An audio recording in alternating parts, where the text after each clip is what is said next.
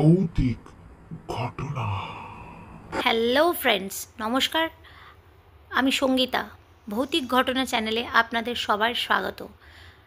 আমাদের এই ভৌতিক ঘটনা চ্যানেলে আমরা নানা রকম ভৌতিক এক্সপিরিয়েন্স আপনাদের সাথে শেয়ার করব গল্পের মাধ্যমে। আমাদের এই এপিসোডগুলো যদি আপনাদের ভালো লেগে থাকে, অবশ্যই আমাদের কমেন্ট করে জানাবেন আমাদের স্টোরিগুলো আপনাদের কেমন লাগছে, এবং আমাদের এই চ্যানেলটাকে লাইক, শেয়ার এবং সাবস্ক্রাইব করে বেল আইকনটা প্রেস করে আমাদের পাশে থাকবেন, যাতে আগামী দিনে আপনাদেরকে আরও ভালো ভালো নতুন নতুন হরর এক্সপিরিয়েন্সের সাথে আমরা সাক্ষাৎ করাতে পারি। এবং আমাদের এই চ্যানেলের মধ্যে আপনারাও আপনাদের হরর এক্সপিরিয়েন্সগুলোকে শেয়ার করতে পারেন আমাদের এই চ্যানেলে দেওয়া নাম্বারের মাধ্যমে। তাহলে আপনাদের পাঠানো স্টোরিগুলোকেও আমরা আমাদের শ্রোতাদের মাঝখানে পৌঁছে দিতে পারবো, আপনাদের নাম ও ঠিকানা সহ। তো আসুন, আজ আমরা আমাদের স্টোরি আপনাদের সাথে শেয়ার করব, যেটি আমাদের পাঠিয়েছেন মধ্য কলকাতা থেকে একজন মহিলা। তার নামটা আমি এখানে নিচ্ছি না, এবং এই ঘটনার মধ্যে কিছু কিছু জিনিস আছে, কিছু কিছু নাম আছে, সেগুলো আপনাদের কাছে আমি গোপন রাখব। আমি এটুকুনি আপনাদের বলতে পারি, আমাদের এই স্টোরিগুলো আপনাদের শুনে খুব ভালো লাগবে। এবং আসুন, একসাথে আমরা পথ চলা শুরু করি, এবং আমাদের এই চ্যানেলটার স্টোরিগুলো যদি আপনাদের ভালো লেগে থাকে, অবশ্যই আপনাদের মতামতগুলো আমাদের জানাবেন। আসুন, আমি শুরু করছি আমাদের প্রথম পর্ব। ঘটনাটি হলো মধ্য কলকাতার একটা নামী হসপিটালের। হসপিটালটা যদিও সরকারি, কিন্তু মধ্য কলকাতায় তার একটা ভালো নাম আছে। 2005 সালের ঘটনাটা যিনি আমাকে পাঠিয়েছেন, আমি এখানে তার নাম উল্লেখ করছি না। তার নামের জায়গায় আমি একটা নাম দিয়ে দিলাম। তার নামটা খুব সম্ভবত মনে করে নিন আপনারা, প্রিয়াঙ্কা। তো সেই প্রিয়াঙ্কার ঘটনা আমি আপনাদের সাথে আজকে শেয়ার করছি। 2005-এ প্রিয়াঙ্কা প্রেগনেন্ট ছিলেন। প্রেগনেন্সির সময় মহিলাদের নানা রকম প্রবলেম হয়। সেরকমই একদিন হঠাৎ প্রিয়াঙ্কার কিছু একটা মেডিকেল ইস্যু হয়েছিল, যে কারণে তাকে তার পরিবারের লোকজন তড়িঘড়ি করে হসপিটালে নিয়ে যান। এবং সেই হসপিটালটাই, যেই হসপিটালের ঘটনা আজ আপনাদেরকে আমি শোনাবো। আমি এখানে হসপিটালের নামটা নিচ্ছি না। যাই হোক, গল্পে ফিরে আসলাম। হসপিটালে নিয়ে যাওয়া হলো প্রিয়াঙ্কাকে, এবং হসপিটালে নিয়ে যাওয়ার সঙ্গে সঙ্গেই ডক্টররা তার ট্রিটমেন্ট শুরু করে দিলেন।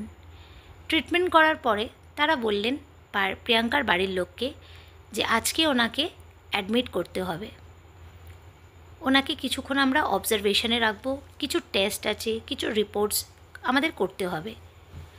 তো সেইভাবেই তার বাড়ির লোকেরা তাকে ওখানে ভর্তি করে দেন। ভর্তি করার পরে যে সমস্ত ফর্ম্যালিটিসগুলো থাকে, সেই ফর্ম্যালিটিগুলোকে পুরো করে বাড়ির লোকেরা তার সাথে দেখা করে তারা আবার বাড়ি ফিরে আসেন। যথারীতি প্রিয়াঙ্কা হসপিটালে ভর্তি হয়ে যায়। জেনারেল বেডে প্রিয়াঙ্কা ছিলেন, এবং সেই রুমটা ছিল বড়, বেশ বড়, যেখানে 5খানা করে বেড। কিন্তু পেশেন্ট ছিলেন সেই মুহূর্তে সেখানে মাত্র 2জন।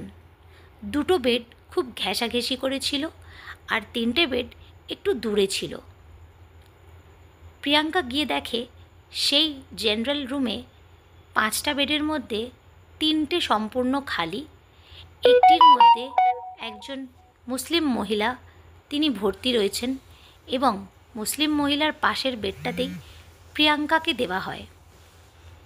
প্রিয়াঙ্কা সেখানে গিয়ে বসেন, এবং ডক্টররা তাকে এসে তাদের যাবতীয় চেক আপ, মেডিসিন, স্লাইন দিয়ে তার মেডিকেল চেক আপটা শুরু করে ফেলেন।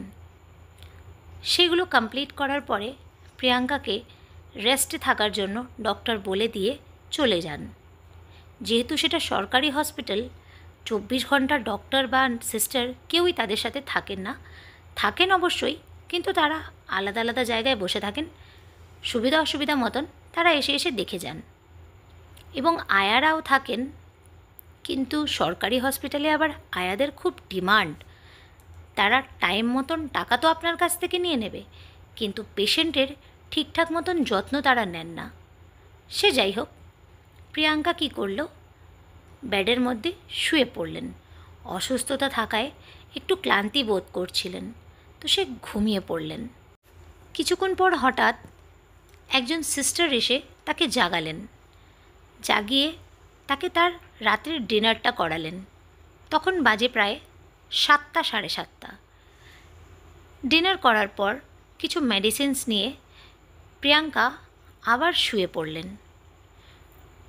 কিছুক্ষণ পর, প্রায় ঘণ্টাখানেক হবে, সে একবার ওয়াশরুম যাওয়ার জন্য উঠলেন। যেহেতু আমি আগেই বলেছিলাম আয়ারা থেকেও থাকেন না, সেই জন্য প্রিয়াঙ্কা ভাবলেন যে ঠিক আছে, আমি মোটামুটি একটু সুস্থতা বোধ যখন করছি, আমি একাই চলে যাব।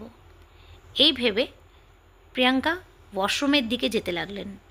যেহেতু এটা সরকারি হসপিটাল, রুমের সাথে কিন্তু অ্যাটাচ বাথরুম থাকে না, তাই সে বেরিয়ে দেখলেন বাথরুম কিছুটা দূরে। রুম থেকে বাথরুমে যাওয়ার মাঝখানে দুটো স্টোর রুম ছিল, ছোট ছোট, খুব বিশেষ বড় না। সেই স্টোর রুমগুলোতে কিছু ফার্নিচার, কিছু হসপিটালের সরঞ্জাম ভাঙাচোরা পড়েছিল। রুম দুটো বেশ অন্ধকার। সেই রুম দুটোকে পেরিয়েই যেতে হয় ওয়াশরুমের দিকে। তো প্রিয়াঙ্কা যাওয়ার সময় রুমগুলোর মধ্যে একটু উকিঝুঁকি মারতে মারতেই গেলেন। গিয়ে যথারীতি সে ওয়াশরুম থেকে ফিরে আসলেন। ফিরে এসে আবার সে নিজের বেডের মধ্যে এসে শুলেন। শোয়াতে তার ঘুম এসে গেল। হঠাৎ মধ্যরাত্রে তার ঘুমটা ভেঙে গেল। সে খুব ভয় ভয় ফিল করতে লাগছিলেন। হঠাৎ উনি বুঝতে পারছিলেন না যে এত ভয় ওনার লাগছে কারণটা কি। এরকমটা তো ওনার সাথে কখনোই হয় না। রুমটাও ছিল মোটামুটি অন্ধকার। যেহেতু রাত্রি হয়ে গেছে, পেশেন্টদের ঘুমানোর সময়, তাই রুমের লাইটসগুলোকেও বন্ধ করে দেওয়া হয়েছে। খুব টিমটিমে একটা নাইট বাল্ব জ্বলছিল। তো সে হঠাৎ খুবই ভয় পেতে পেতে একটু চোখটা খুলে তাকাতেই তার যেন মনে হলো তার মাথার কাছে কেউ একজন দাঁড়িয়ে আছেন। তো সে ভাবলেন হতে পারে তার পাশের বেডে যেই মহিলাটা ছিলেন তিনি হয়তো উঠে কিছু করছেন। কিন্তু তিনি পাশ ফিরে দেখতে গিয়েই দেখলেন সেই মহিলাটাও বেশ নিজের বেডেই ঘুমিয়ে আছেন। তবে এটি কে? সে মাথার দিকটা, চোখটা উঁচু করে দেখতেই তার যেন মনে হলো কোনো এক মহিলার ফিগার, চুলটা খোলা, বড় বড় চোখ করে প্রিয়াঙ্কার দিকেই যেন তাকিয়ে রয়েছে। এটা দেখে প্রিয়াঙ্কা ভীষণ ভয় পেলেন। কিন্তু তার সেই মুহূর্তে কোনো রকমের ক্ষমতা ছিল না যে সে কিছু বলবে, মুখ থেকে আওয়াজ বের করবে, পাশের জনকে ডাকবে বা চিৎকার করবে। প্রিয়াঙ্কা মনে মনে ভাবছে যে সে হনুমান চালিসা পাঠ করবে, কিন্তু কোনোভাবেই সে হনুমান চালিসা পাঠ করা তো দূরের কথা, হনুমানজির নামটা পর্যন্ত মুখে নিতে পারছিলেন না। ভীষণ ভয় পাচ্ছিলেন। কিন্তু কোনো না কোনোভাবে তার ভেতর থেকে একটা শক্তি কাজ করে। যখনই আমরা হনুমানজিকে স্মরণ করার চেষ্টা করব, ঠিক উনি আমাদের সাথ দেন, এবং ঠিক প্রিয়াঙ্কাকেও হয়তো সাথ দিয়েছিলেন। তো কোনোভাবে প্রিয়াঙ্কা হনুমানজির নাম নিয়ে চোখ মুখ বন্ধ করে চুপ করে চোখ বুজে শুয়ে পড়েন। এইভাবে করতে হঠাৎ প্রিয়াঙ্কা কোনো এক সময় ঘুমিয়ে পড়েন। তারপরে যখন তার ঘুম ভাঙে, সেটা সম্পূর্ণ সকালবেলা ঘুম থেকে ওঠার পরে প্রিয়াঙ্কার মুখ চোখ একদম ফ্যাকাশে থাকে। সে ভীষণ ভয় পেয়েছিল রাত্রে। হঠাৎ তার পাশে যেই বেডে মহিলাটা ছিলেন তিনি প্রিয়াঙ্কার দিকে তাকিয়ে একটু হালকা হাসলেন। প্রিয়াঙ্কা মনে করল আমি কালকে রাত্রে হয়তো এখানে এসে ভর্তি হয়েছি, রাত্রির থেকে ওনার সাথে আমার কোনো কথা হয়নি, তাই উনি আমার দিকে তাকিয়ে হাসলেন। তো প্রিয়াঙ্কাও জাস্ট হালকা একটা হাসি দিলেন। তারপরে সেই মহিলাটা প্রিয়াঙ্কাকে জিজ্ঞেস করলেন, রাত্রেবেলা ভালো করে ঘুম হয়েছে তো তোমার? প্রিয়াঙ্কা একটু অবাক হলেন। তাও উনি বললেন, হ্যাঁ, আমার তো ভালোই ঘুম হয়েছে। তখন উনি আবারও জিজ্ঞেস করলেন, তুমি কি ঠিক করে বলছো? সত্যি কথা বলছো? তোমার কি সম্পূর্ণ ঘুমটা ভালোভাবে হয়েছে? প্রিয়াঙ্কা আবারও বললেন, হ্যাঁ, আমার ঘুম তো ভালোই হয়েছে, কোনো অসুবিধা হয়নি। তারপরেও ওনার চেহারাতে একটা জিজ্ঞাসা চিহ্ন ছিল। কিন্তু প্রিয়াঙ্কা জানি না কেন বলতে পারছে না কিছু। বাট ওই মহিলাটা আবার প্রিয়াঙ্কাকে বললেন, তুমি আমার কাছে কিছু লুকিও না, যদি কোনো অসুবিধা থাকে তুমি বলতে পারো। আর একটা কথা, কাল রাত্রে যেটা তুমি দেখেছো সেটা কিছু ভুল না, তুমি যা দেখেছো সেটা সত্যি, সেটা আমিও জানি এবং আমিও দেখেছি। প্রিয়াঙ্কা তখন খুব ভয় পেয়ে যায় আবারও, এবং তখন প্রিয়াঙ্কা সমস্ত কথা ওনাকে খুলে বলেন যে এই ব্যাপার রাত্রেবেলা আমি দেখেছি বা হয়েছে। সেই মহিলাটি বলেন যে হ্যাঁ আমি জানি, আমি যেহেতু একজন মুসলিম, আমি তোমার কাছে কিছু কালমা পড়ে দেব যাতে তুমি আজ রাত্রিটা ভালোভাবে শুতে পারো, তোমার যাতে কোনো প্রবলেম না হয়। এভাবে টুকটাক ওনার সাথে কথাবার্তা হয়েছিল প্রিয়াঙ্কার। কিন্তু প্রিয়াঙ্কা তার বাড়ির লোক আসার পরেও তাদেরকে কিছু বলেন না, জাস্ট এইটুকুনি বলেন যে আমাকে এখান থেকে তাড়াতাড়ি বাড়ি নিয়ে চলো, আমার এখানে থাকতে ভালো লাগছে না। বাড়ির লোককে বাকি কথাগুলো না বোঝাতে বাড়ির লোকরা মনে করেছেন যে হয়তো হসপিটালে রয়েছে, ভালো লাগছে না, বাড়ির কাউকে দেখতে পারছে না, তাই তাই বাড়ির লোকেরা প্রিয়াঙ্কাকে বোঝায় আর একটা দুটো দিন সুস্থ তুমি হয়ে গেলে পুরোপুরি তোমাকে আমরা বাড়ি নিয়ে চলে যাব। এই বলে যথারীতি তার পুরো দিনটা কেটে যায় এবং রাত্রেবেলা ঠিক সেই সময় আবার হয় শোবার সময়টা। যেরকম মুসলিম ভদ্রমহিলা বলেছিলেন যে শোয়ার সময় তোমাকে আমি কিছু কালমা পড়ে দেব, তো সেই সময় তাদের রোজাও চলছিল। তো সেই মহিলা প্রিয়াঙ্কার কাছে গিয়ে কিছু কালমা তাদের নিয়ম অনুযায়ী পড়ে দেন, যে কারণে প্রিয়াঙ্কার সেই রাত্রে খুব ভালো ঘুম হয়, কোনো অসুবিধা তাকে ফেস করতে হয়নি। এবং সে যখন নিজের ডিনার করার পরে ওষুধ নেওয়ার পরে শুয়েছিলেন, এক ঘুমে তার সকাল হয়ে যায়। খুব ভোরেই তার ঘুমটা ভেঙে যায়, একটু আওয়াজের মধ্যে দিয়ে, হইচইর মধ্যে দিয়ে। ঘুমটা ভেঙেই প্রিয়াঙ্কা খুব অবাক হয়ে যায়, কারণ তার পাশে যেই ভদ্রমহিলা ছিলেন, মুসলিম ভদ্রমহিলা, আগের দিন রাত্রে যিনি প্রিয়াঙ্কার কাছে এসে কালমা পড়ে দিয়ে গেলেন, সুস্থ ছিলেন, ওনার নাকি পেটে কিছু একটা ছোট টিউমার মতন ছিল, যেটা হয়তো এক দুদিন পরেই অপারেশন হওয়ার কথা ছিল, সে কারণে উনি ভর্তি ছিলেন।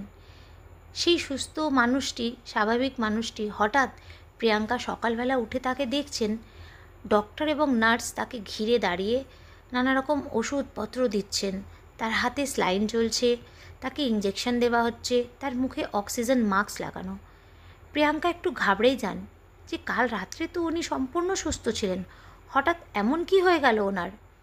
এই ভেবে প্রিয়াঙ্কার খুব কিউরিওসিটি তো হচ্ছিল, জানতে সবই ইচ্ছা করছিল, কিন্তু ডক্টররা এবং সিস্টাররা ব্যস্ত থাকার কারণে কাউকে প্রিয়াঙ্কা কিছু জিজ্ঞেস করতে পারছিলেন না। কিছুক্ষণ পর যখন ডক্টররা ওই মহিলাটিকে ছেড়ে দিলেন একটু রেস্ট করার জন্য, তখন একটি নার্সকে প্রিয়াঙ্কা ডেকে জিজ্ঞেস করলেন যে এনার কি হয়েছে, ইনি তো মোটামুটি সুস্থ ছিলেন, হঠাৎ এনার এত শরীর খারাপ কি করে হলো। তখন সিস্টারটা বললেন, জানি না, এনার তো একদিন পরেই অপারেশন হওয়ার ডেট, মোটামুটি নর্মাল ছিলেন, কিন্তু কাল রাত্রিবেলা হঠাৎ এনার প্রেশার খুব হাই হয়ে যায়, উনি খুব অসুস্থ হয়ে যান। এবং সিস্টার যখন এখান থেকে যাচ্ছিলেন তখন সিস্টার দেখেন যে উনি মাটিতে পড়ে ছটপট করছেন। সিস্টার কোনো রকমভাবে ওনাকে উঠিয়ে আবার যখন ডক্টরসকে ডাকতে যান, এসে দেখেন উনি আবারও নিচে পড়ে আছে, এবং আবার ওনাকে উঠিয়ে যখন ট্রিটমেন্ট করা হয় আবার উনি কোনো রকমভাবে পড়ে যান। তারপর উনি খুব সিরিয়াস হয়ে যান এবং ওনাকে উঠিয়ে তারপরে হাত পা বেঁধে রাখা হয় এবং ওনাকে ট্রিটমেন্ট করা হয়। এই বলে ডক্টর প্রিয়াঙ্কাকেও মেডিসিন দিয়ে নার্স চলে যান সেখান থেকে।